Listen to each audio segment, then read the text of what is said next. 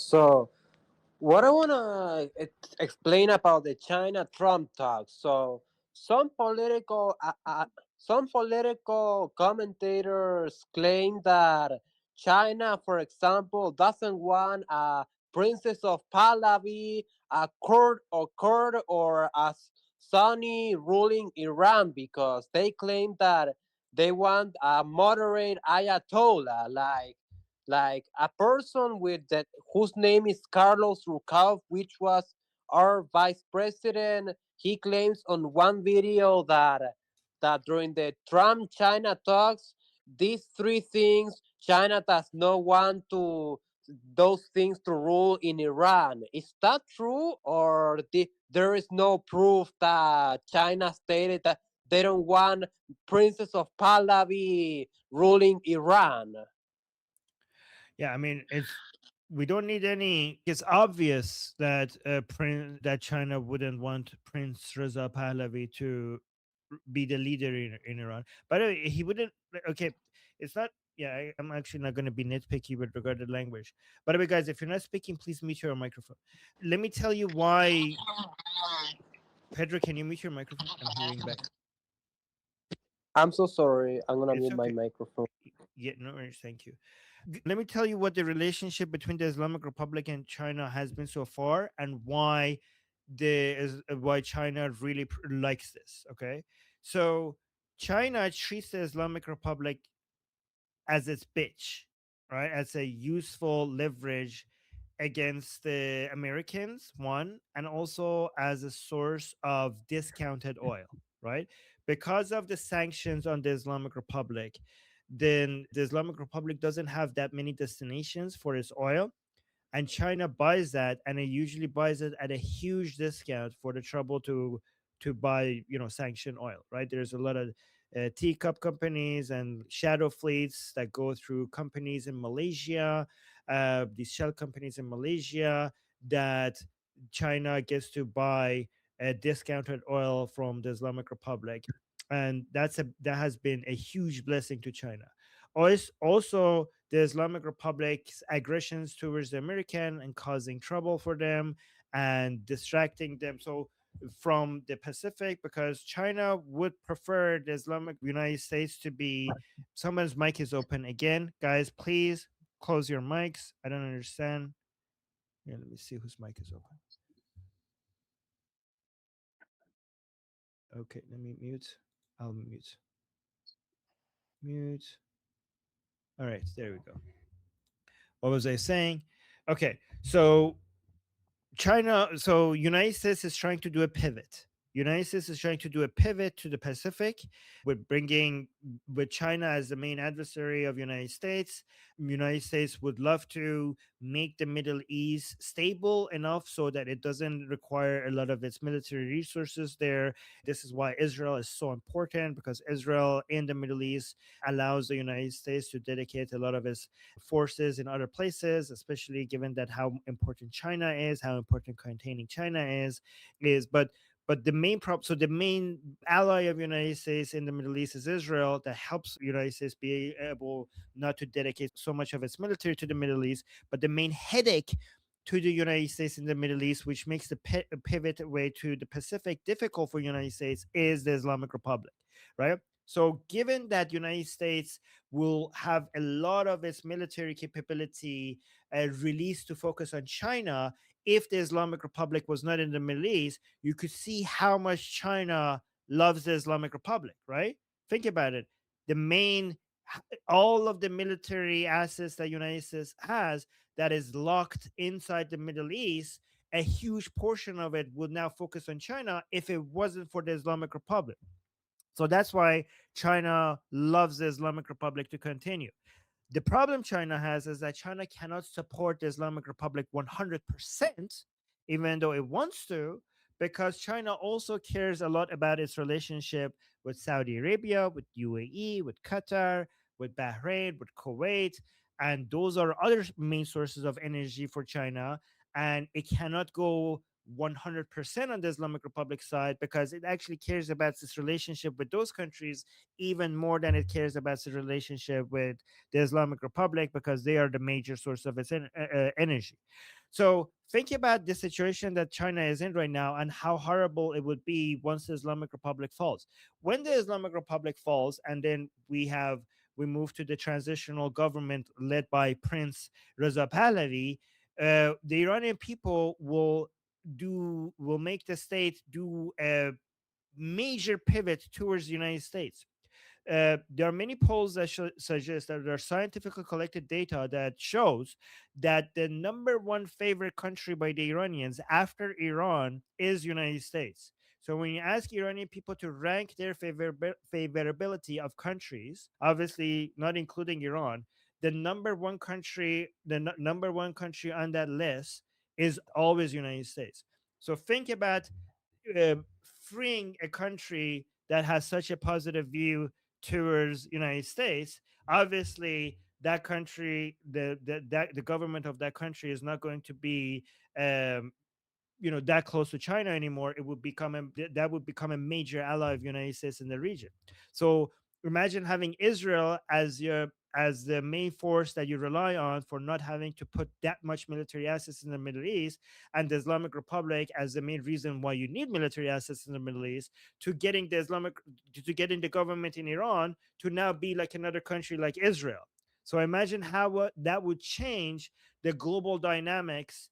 We will be entering a whole new era, and China will not be able to survive that. China will not be able to have United States having this military assets untied to focus on China. Like there will be no hope for China ever being able to have the upper hand.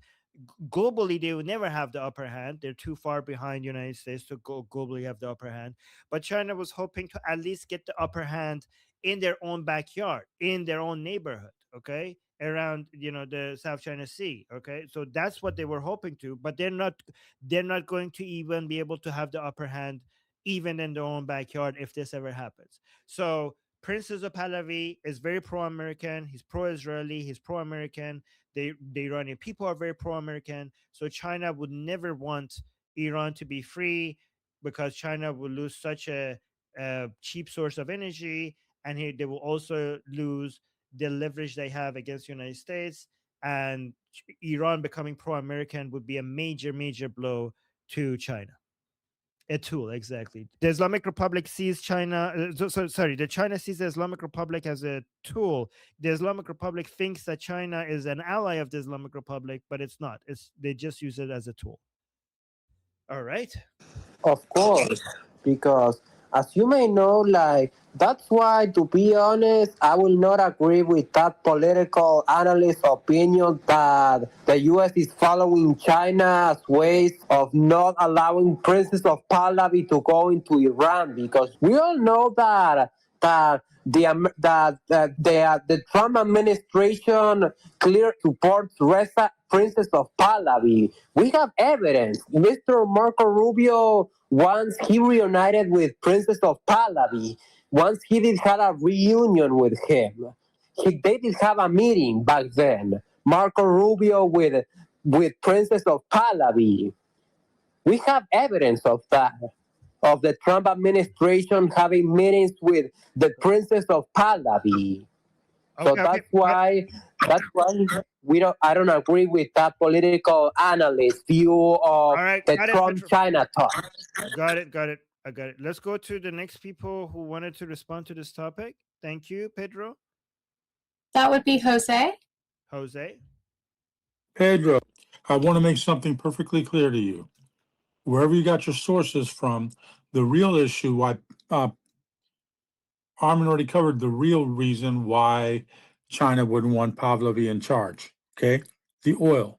But I'm going to tell you something else.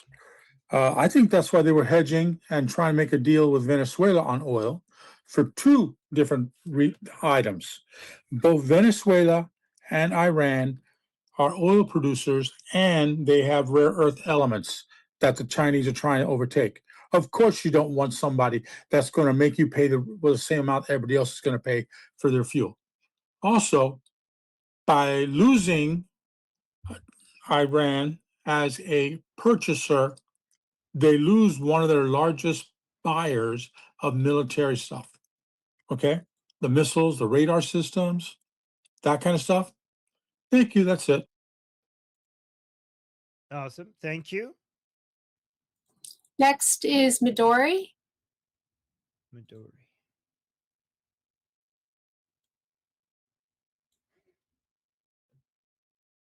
Midori? Midori says, I've got nothing to say. I'm at work. So, Okay. okay. Next would be Sketch. Yes, I wanted to say on the support of Iran by Russia and China, it's also because there have always been an opposition to most oil. The old way was the petrodollar, oil being traded in dollars. That was always opposed by China and Russia. Nowadays, we don't even need a solid deal.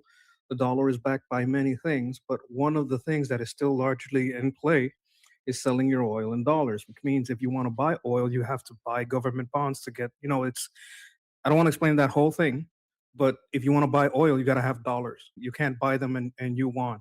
You can't buy them in another currency, which is beneficial to the US. Now, this has been an old rivalry. And to oppose that rivalry was created BRICS, right? So this is an old fight, and Iran has always played a central part because anything that has to do with oil has to do with Persia, has to do with that whole area, Saudi Arabia, it has to do with all these countries. So using Iran to have influence, power, control, and to be able to destabilize is something that they have, not only China, but Russia too, has always had, not because they love Muslims. If you look at the Uyghurs, they're not loved in China. In Russia, they have their problems with Islam too. They arrest a lot of imams. It's not that they would allow them to run wild locally, but they are useful tools in the destabilization. As Jose said, it has a lot to do with oil and hedging on oil, but it also has to do with an undermining of America's power to secure maritime commerce. That's a big part. It's like, hey, but side with us and we will secure your maritime power. And America says, no, no, no, side with us, trade with our dollars instead of the yuan and the ruble, and we will secure maritime trade. And when push comes to shove, a lot of people are going to send strongly worded letters, but the only one that's going to send the bombs is us. Yeah, I mean, by the way, Chinese currency could never compete with the US dollar because it's not stable and it's artificially, the price of it is artificially manipulated by the state. It's not like the dollars, where it's the market forces that determine the value and the price of it, which makes it a lot more stable. Like, there are many things that makes the US dollar reliable. Like, we could come up with a giant list, but one of them is that the fact that market forces determine the price rather than a unstable state. It's not using their politics to try to weaponize it, right? So that means that it can never compete with the US dollars. I know there's some oil that gets traded in Chinese currency, but the volume is so insignificant, and anybody dreaming that the Chinese currency could even be a threat. I mean, I do know that the US currency is the percentage of that central banks, the reserve currency that they hold, the percentage of that is lowering, but that is not being replaced by Chinese currency. It's being replaced by a basket of currencies rather than any specific currency, and US dollar still Can dominate. I support your point? Just before I say this, there's also other elements. Just because, and also US dollar's position in trade is not always the same as their percentage in central banks reserve currencies, right? So just because the percentage of US dollars in central banks is reducing, that doesn't mean that it's losing its position in trade. In fact, something, I don't know how big of a deal this is, but you might actually see stable coins increase the position of US dollar in global trade, because stable coins are backed by US dollar, and that might actually strengthen the position of US dollars in global trade. But go on, Sketch, quickly.